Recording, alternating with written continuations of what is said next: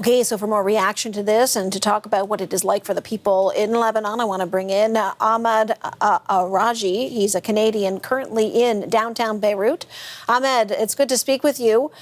What was your reaction when you learned that there was this 10-day ceasefire, that it actually had materialized between Israel and Lebanon? I was honestly extremely happy.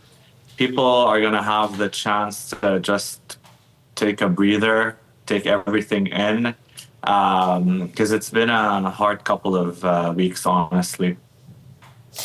We started hearing news that this was a possibility, and I heard that, and there were a lot of doubters who were talking about the likelihood of a ceasefire.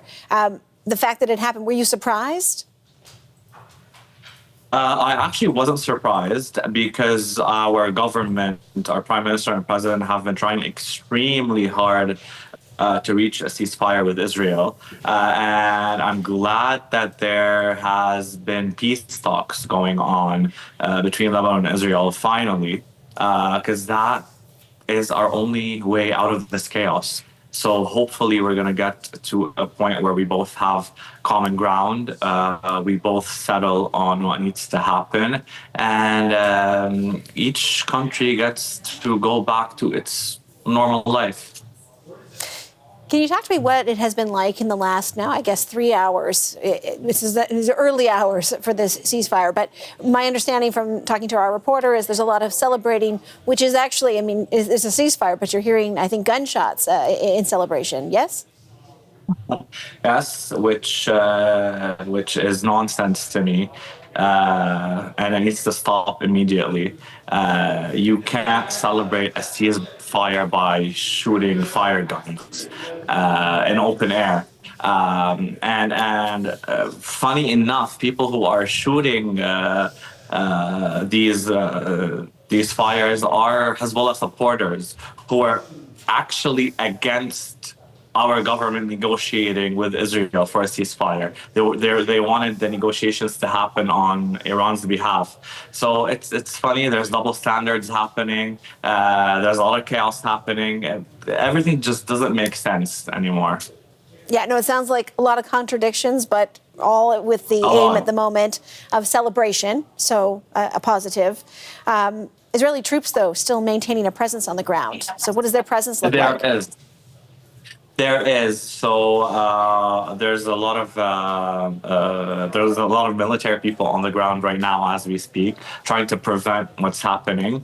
But at the end of the day, I hope both ends of the border stick to what they promised. The 10 days is a once in a lifetime opportunity for both countries to, like I mentioned before, reach common ground and hopefully come up with some sort of deal that prevents war from erupting again, because there was so many casualties. The past couple of weeks have been extremely intense, especially last Wednesday. Last Wednesday was hectic. It was very tragic. I had to leave my residence where I am right now and go to the Bekaa Valley, which was very scary.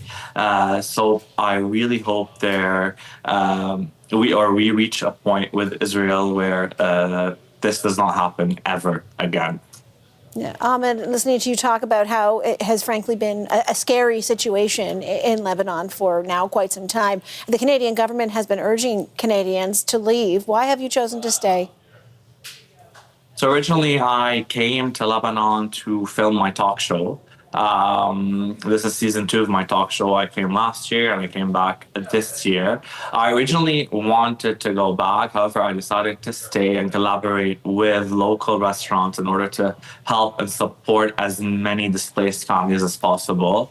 But on Wednesday, it got to a point where it was extremely unsafe for me to stay in the capital. I went to the airport and tried to leave, but 2 flights got canceled. So I just grabbed all my stuff, went to my grandparents' house in the Bekaa Valley, which is safer than where I am right now, although I'm in downtown Beirut, which is considered one of the safest areas in Lebanon. However, there it's much calmer. So I went there. I waited till everything, calmed down a bit. And then today is my first day back in Beirut. And so, sorry, just quickly, are you going to continue? Are you going to stay, or are you going to come back to Canada, or what's your thought? I'm just gonna see how this ceasefire is gonna unfold. I'm just gonna see how the negotiations and peace talks in Washington are gonna unfold, and based on that, I'm gonna decide if I'm gonna go back or not. Because I do have a lot of commitments here in Beirut. I need to continue shooting. I have a lot of projects I'm working on, so I don't know how that's gonna work. I'm just gonna wait out a bit, see what happens, and then decide from there. Well, it was great to connect with you, Ahmad Araji, a Canadian in Thank you Lebanon. for Thank having you. me. Bye bye.